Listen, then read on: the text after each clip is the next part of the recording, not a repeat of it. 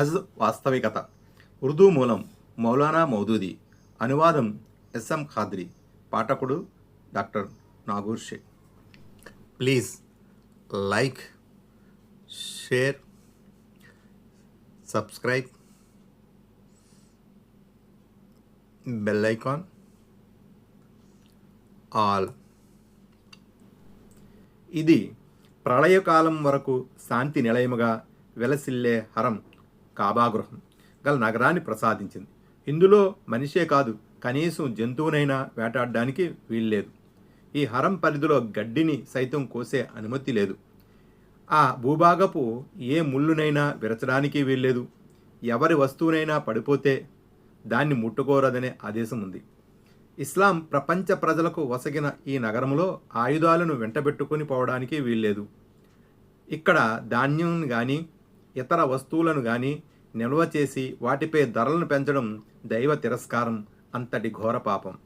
ఈ నగరంలో అత్యాచారం చేసిన వారిని ఉద్దేశిస్తూ మేము అతనికి యాతనలతో కూడిన శిక్ష విధిస్తాం అని హెచ్చరించాడు అల్లాహ్. దైవాన్ని ప్రభువుగాను ఆయన ప్రవక్త ముహమ్మద్ సల్లల్లాహు అలైహి వసల్లంను మార్గదర్శకునిగాను స్వీకరించి ఇస్లాంలో చేరే వ్యక్తులందరి హక్కులు ఈ నగరంలో సమానం.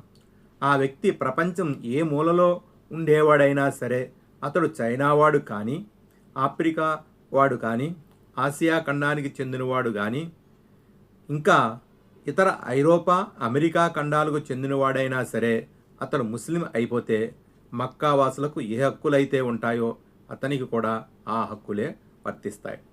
పూర్తి హరం ప్రాంతం ఓ మసీదు ప్రాంతం లాంటిది. ఎవరైనా మసీదులోనికి వెళ్ళి ఎక్కడైనా కూర్చుంటే అది అతని ప్రదేశమే అవుతుంది. ఎవరూ అతన్ని అక్కడి నుంచి లేపలేరు, అక్కడి నుంచి అద్దె వసూలు చేయలేరు.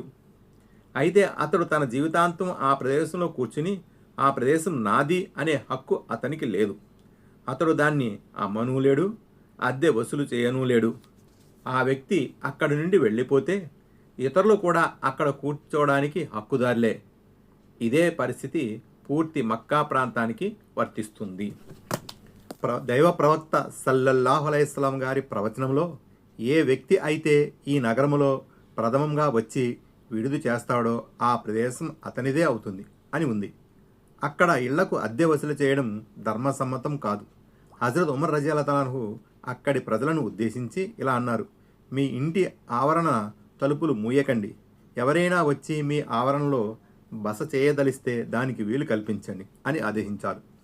కొందరు ధర్మవేత్తలైతే మక్కా నగరంలోని గృహాలపై ఎవరికీ యాజమాన్యం హక్కు లేదు, అవి ఎవరి వారసత్వంలోనికి పోవు అని అంటారు. ఇస్లాంలో తప్ప ఈ శుభాలు, ఈ వరాలు ఇంకెక్కడైనా లభ్యం కాగలవా? ఆలోచించండి సోదరులారా. ఇదండి హజ్ అంటే. దీని గురించి ఎన్నో ప్రయోజనాలు ఉన్నాయని చెప్పడం జరిగింది. దాని ప్రయోజనాలన్నింటినీ లెక్కించి చెప్పాలంటే నా శక్తి చాలదు. అయితే మీ ముందుంచిన కొన్ని ప్రయోజనాలను దృష్టిలో ఉంచుకొని హజ్ అంటే ఏమిటో మీరిట్టే గ్రహించగలరనుకుంటాను.